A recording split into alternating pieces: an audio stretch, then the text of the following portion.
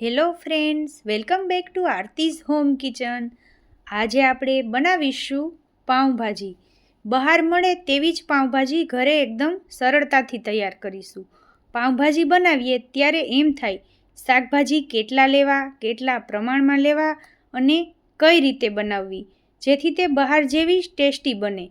તો આજે એટલી સરળ રીત લઈને આવી છું જેથી તમારી પણ પાઉંભાજી એકદમ બહાર જેવી જ તૈયાર થશે. જો આવી રીતના એકદમ સરસ લાલ ચટાકેદાર અને ટેસ્ટી તમારી પાઉંભાજી એકદમ સુપર ટેસ્ટી બનીને તૈયાર થશે. જોઈ શકો છો અહીંયા પાઉંભાજી આપણી કેટલી સરસ એકદમ લાલ ચટક મસ્ત મજાની બની છે. જો આવી જ પાઉંભાજી રેસ્ટોરન્ટ કે લારીવાળાને પણ ભૂલાવી દે તેવી ટેસ્ટી પાઉંભાજી તમારે પણ બનાવવી હોય તો વિડીયોના એન્ડ સુધી જોડાયેલા રહેજો. તો હવે સૌપ્રથમ પાઉંભાજી બનાવવા માટે મેં અહીંયા 1.5 કપ ફ્લાવર લઈ લીધા છે. એને આપણે કુકરમાં ઉમેરીશું. ત્યારબાદ 2 બટાકાને મેં ટુકડોમાં સમારીને આ રીતે લઈ લીધા છે. ત્યારબાદ એમાં આપણે 1 કપ જેટલા ગાજરને ઝીણા કાપીને આ રીતે ટુકડોમાં સમારી અને લઈ લેશું. હવે મેં અહીંયા 2 મોડા મરચાં લીધેલા છે. જો તમે કેપ્સિકમ એડ કરવું હોય તો પણ એડ કરી શકો છો. ત્યારબાદ હવે આપણે એમાં 1 કપ લીલા વટાણા લઈ લેશું. તો બસ આપણે અહીંયા આટલા જ શાકભાજી ઉમેરેલા છે. જો તમારે રીંગણ કે કાંઈ ઉમેરવું હોય તો તમે ઉમેરી શકો છો. પણ હું આ જ રીતે બનાવું છું તો મારી પાઉંભાજી છે એ એકદમ સરસ સુપર ટેસ્ટી બનીને તૈયાર થાય છે. હવે આપણે આમાં 2 ગ્લાસ જેટલું પાણી એડ કરી અને આપણે આમાં 4 વિસલ કરી લઈશું. કુકરમાં વિસલ થાય ત્યાં સુધીમાં આપણે આગળની પ્રોસેસ કરીશું. તો એના માટે મિક્સર જારમાં મેં અહીંયા 3 થી 4 મોટા ટમેટાને આ રીતે મોટા ટુકડા કરી અને લઈ લીધા છે. તમારે નાના ટુકડા કરવાની કાંઈ જરૂર નથી. આ રીતે મોટી સાઈઝના ટુકડા કરી અને આપણે લઈ લેશું. તો મેં અહીંયા મિક્સર જારમાં ઉમેરી દીધા છે. ત્યારબાદ હવે આપણી પાઉંભાજીને એકદમ સુપર ટેસ્ટી અને લાલ ચટાકેદાર બનાવવા માટે મેં અહીંયા અડધા બીટને આ રીતે ટુકડા કરીને લઈ લીધા છે અને 1 ચમચી કાશ્મીરી લાલ મરચું લઈ લેશું. બિલકુલ ઓપ્શનલ છે. જો તમારી પાસે અવેલેબલ ન હોય તો તમે કાશ્મીરી લાલ મરચું સ્કીપ પણ કરી શકો છો.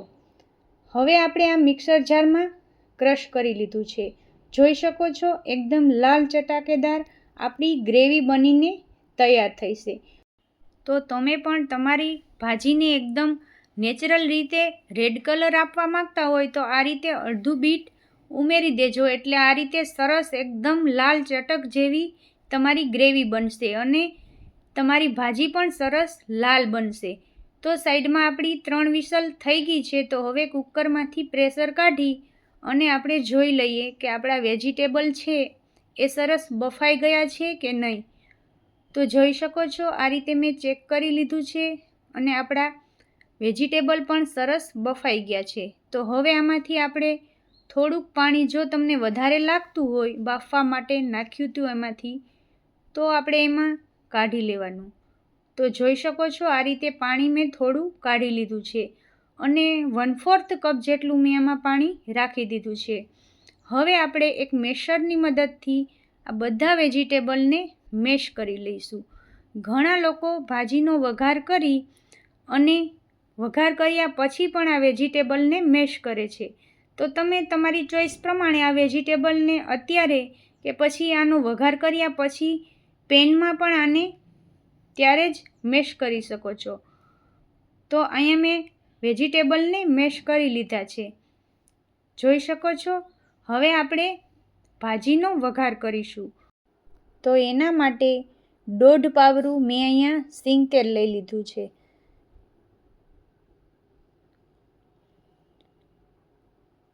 જોઈ શકો છો મેં અહીંયા 1.5 પાવરા જેટલું સિંગ તેલ લઈ લીધું છે અને ત્યારબાદ હવે આપણે આમાં હોમમેડ બટર એડ કરીશું.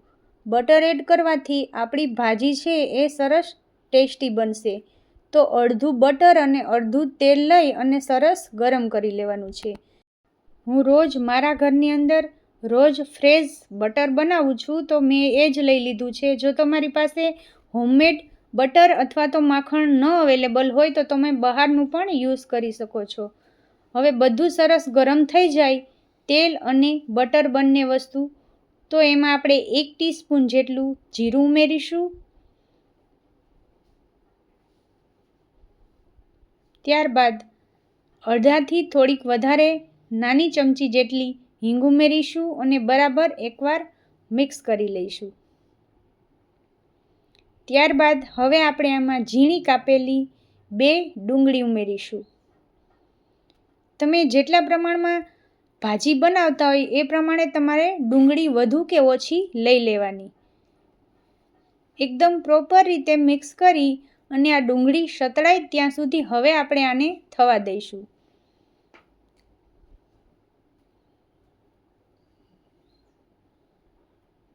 જો તમારે આમાં ડુંગળીની ગ્રેવી એડ કરવી હોય તો પણ કરી શકાય, પરંતુ આ રીતે નાના ટુકડામાં કટ કરી અને તમે ઉમેરશો તો તમારી ભાજી એકદમ સરસ ટેસ્ટી બનશે.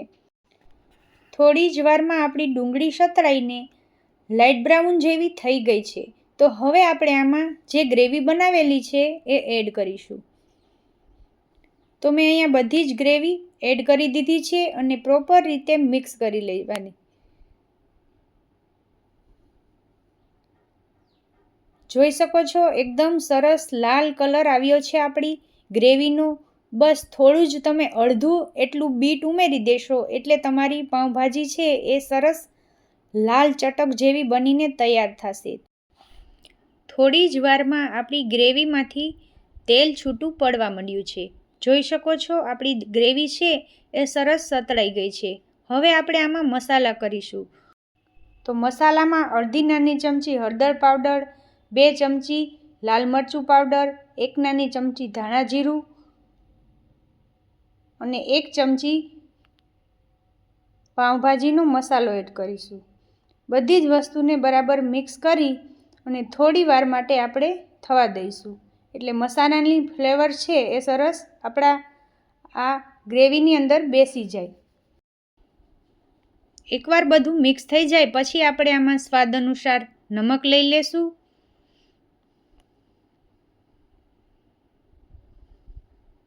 અને હવે આપણે આમાં વેજીટેબલ જે મેશ કરેલા છે એને ઉમેરી દઈશું.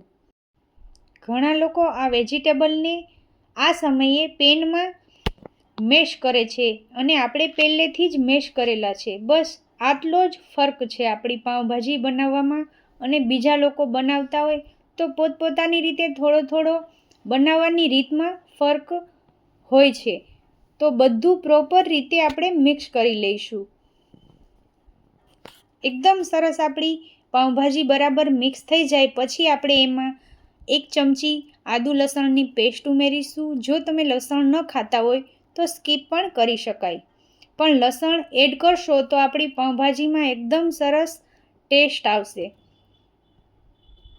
તો હવે આપણે સાઈડમાં એક પેનમાં 2 થી 3 ચમચી જેટલું તેલ લઈ લીધું છે અને એમાં આપણે 2-3 ચમચી જેટલું બટર એડ કરીશું.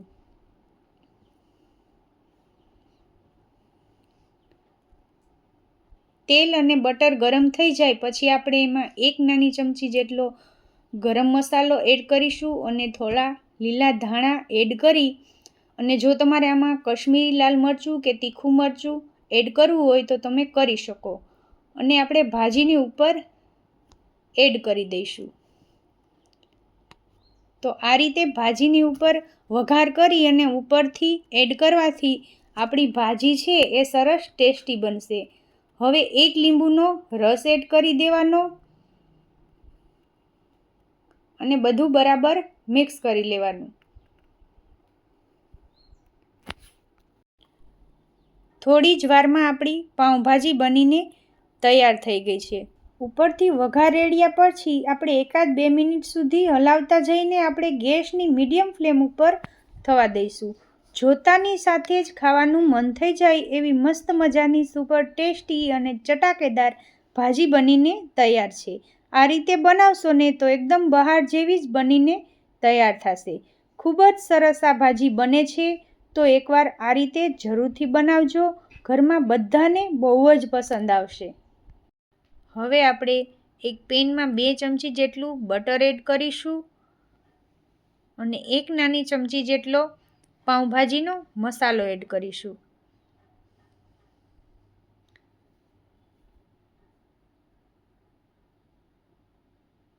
એકવાર થોડુંક મિક્સ કરી અને પછી આપણે એમાં 1 થી 2 ચમચી જેટલી ભાજી ઉમેરીશું.